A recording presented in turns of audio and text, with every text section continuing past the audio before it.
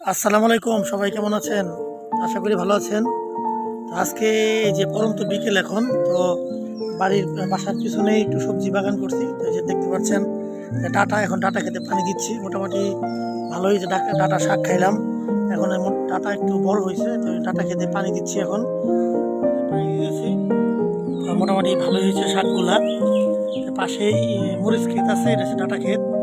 এটা হচ্ছে আমাদের বাসার পিছনেই ফাঁকা জমি আছে, এই জমিতে চাষ করছি। ডাটা খেতে পানি দিতেছি বিকেলবেলা। তো মোটামুটি ডাটা খুব সুন্দর হয়েছে, পানি দিলে আরো সুন্দর হইব। তো সবজি বাগান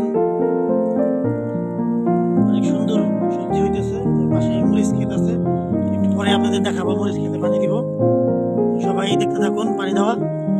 আল্লাহ, অনেক সুন্দর ডাটা শাক হয়েছে।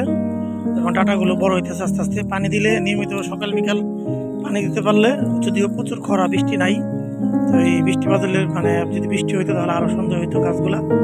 তারপরে মাশাআল্লাহ অনেক সুন্দর হয়েছে। শাক খাইতেছি এবং ডাটাও খাইতেছি মধ্যে মধ্যে তুলে। এখন পরন্ত বিকেল, এটা হচ্ছে বাসার পিছনে, আমাদের বাসার পিছনেই। তো এই পিছন সাইডে একটু সবজি বাগান করছি, মরিচ ক্ষেত, তারপরে পুঁই শাক ক্ষেত এবং ডাটা ক্ষেত। মোটামুটি ডাটা খুব সুন্দর ডাটা হয়েছে এবং মরিচও গাছে ধরছে।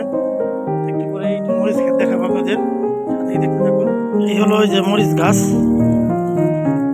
এখন মরিচ গাছে পানি দিচ্ছি। এই যে মরিচ ধরছে অনেক গাছে, ফুল আসছে, এই যে গাছ।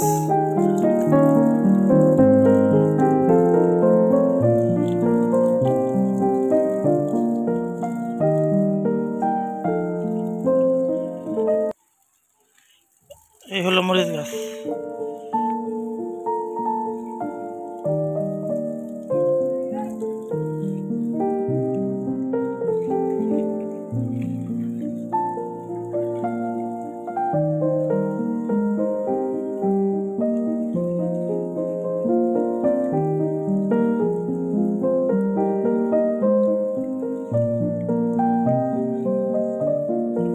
মরিচের চাঁদটাও ভালো, পানি দিয়ে দিলে এখানে দেখা যায় আর কিছুদিন পর এমনি মরিচ থাকবে না। কিন্তু আমাদের এই যে গাছের মরিচ, এই মরিচগুলো সারা বছর ধরে।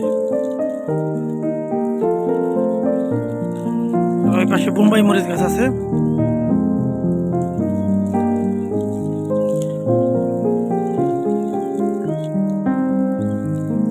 ভালো থাকবেন, ভিডিওটুকু এতটুকুই।